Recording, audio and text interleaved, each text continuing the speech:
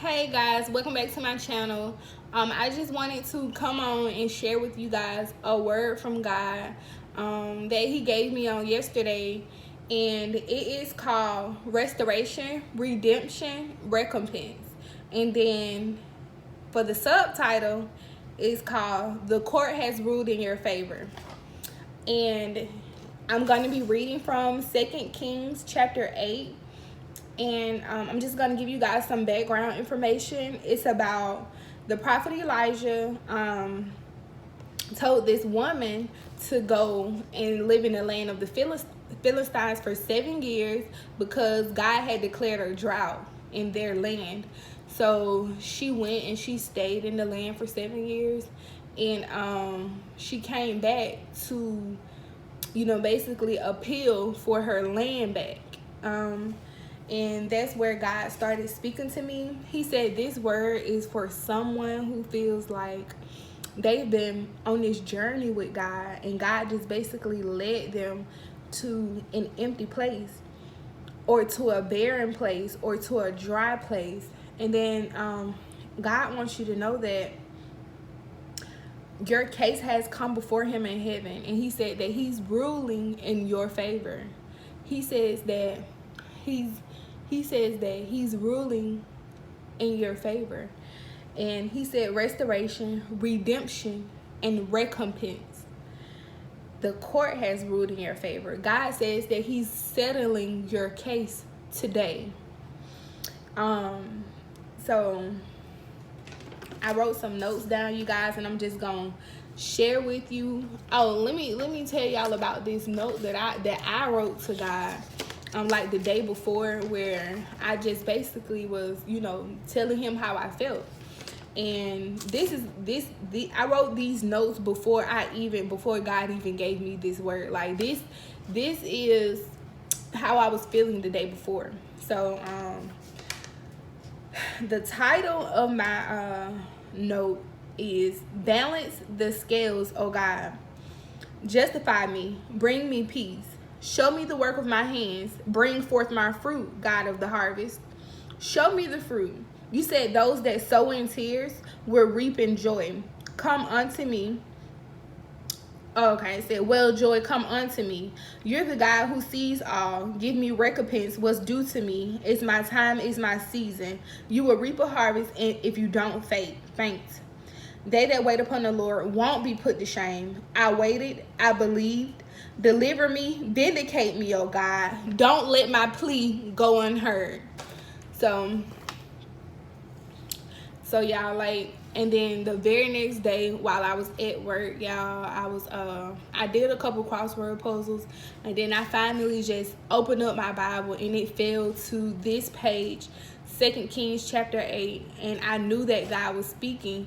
And I read it, y'all, and I was like, it just hit my spirit so heavy. And then that's when God brought it back to my remembrance of what I, was asking him the day before, that he said just how that woman was appealing for her land. God said that he's heard your appeal. He said he's heard your plea, and he said he's ruling in your favor. He said he knows that it's your time. God said he's appointing someone to your case to make sure that your land and your house is being restored on to you. My God. And I heard the Lord say, open doors. And he said he's heard your cry. And he said your plea has been granted. He said he's the same God. He said he's the same God who created the heavens and the earth. He said he's the same God. He said he's the same God who formed you in your mother's womb. He's the same God. He said he's the Alpha and the Omega. He said he's the beginning and the end. God said he knew you before the foundations of the earth. God said he's the same God. And what God did, y'all, that just brought me back so much faith is he checked me. He checked me. He showed me how I had made my situation so big. Like, he was basically like, you think I can't do this? He said, but I'm that same God. He said, I'm the same God who put the sun in the sky and put the water in the ocean. He said, I'm the same God.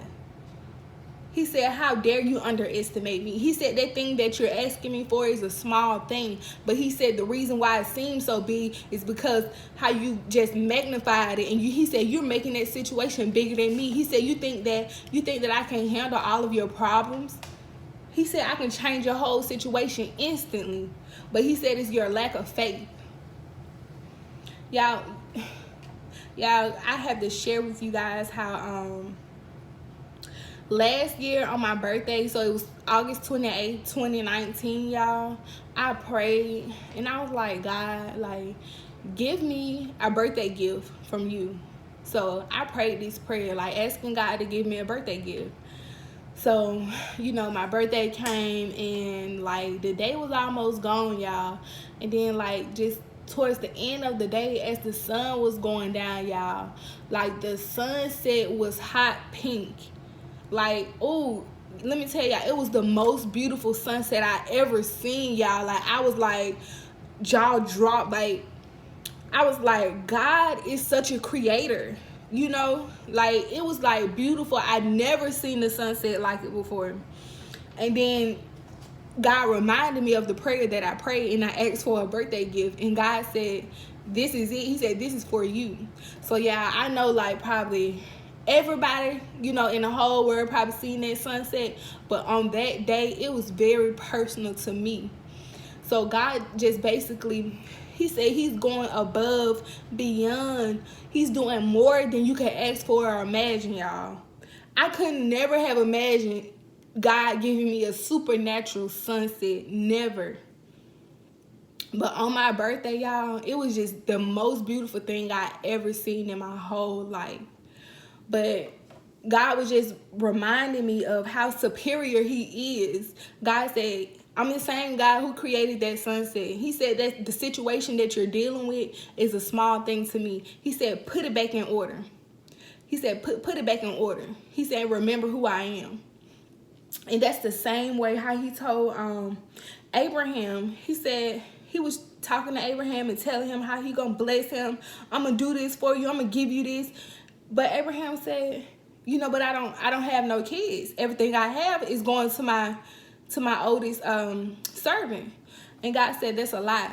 He said, you see all these stars in the sky? He said, if you can count these stars, that's how many your descendants will be.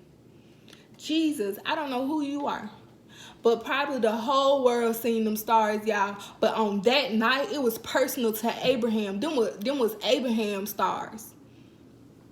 God said, I'm the same God. He said, I'm the same God who placed the stars in the sky. He said, I'm the same God who created you. He said, I see the first day you was born to the last day you gonna die. He said, I know what I'm gonna do for you. He said, my plans are to prosper you and to give you a future and a hope.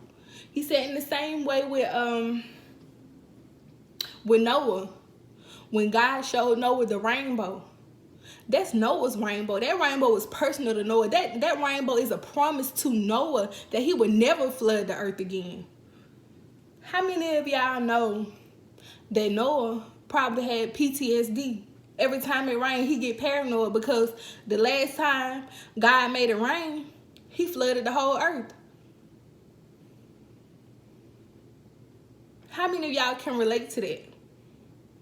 But God said he showed Noah the rainbow. He put the rainbow in the sky. He said, every time it rains, Noah, I'm going to show you this rainbow and let you know that I promise I will never flood the earth. God said he can use anything to confirm his promise to you. He said even nature. He said because nature belongs to me. All of creation waits on the manifestation of man. But y'all, I don't know who this word is for. But God said, take your eyes off that situation and look up. He said, look up to the sun and the stars. And he said, this is what I do on my free time. He said, this is what I do. He said, I'm known for calling forth. He said, I'm the one that said, let there be day, let there be night, let there be sun, let there be. He said, I'm the one. He said, I did that. He said, I'm the same God. I'm the same God. And I don't know who you are, who you feel like you're in a place where you're dry and you're barren and you're empty. But it's a setup. God said it's a setup. He said that's when I do my best work. He said this whole time I've been making room. I've been making space for the new thing that I'm about to do on your behalf. He said, right now I'm about to start prophesying over you and calling forth your light. He said, I'm about to start calling forth your life. I don't know who you are, but y'all, my birthday this year, August 28th of 2020, like a few days before, if I can be honest, I was dreading having another birthday because it was another year of a promise unfulfilled. You know, and only people who's been waiting on God to do something for years can really understand how it feels to not even want your birthday to come again, because it's just another reminder of you being alone, or you not having that baby that you wanted, or you not having, you know, whatever it is. You just don't want that. You just don't want another landmark to come to remind you of what you're missing. But yeah, I prayed and I was just like, I had a very personal conversation with God. And like the day before my birthday, y'all, I went outside and I looked, and like the bottom of the sky was hot pink. And God was basically just whispering in my ear. He said, I remember. He said, I would never forget my child. He said, I remember you. He said that promise over your life is still yes and amen. I don't know who you are, but God said that promise over your life is still yes and amen. He said, I'm not done with you yet. Jesus, he said, can these dead bones live? Can these dead bones live? Somebody feel like they in a valley full of dry bones, and there's no way that these bones can get back up and live again.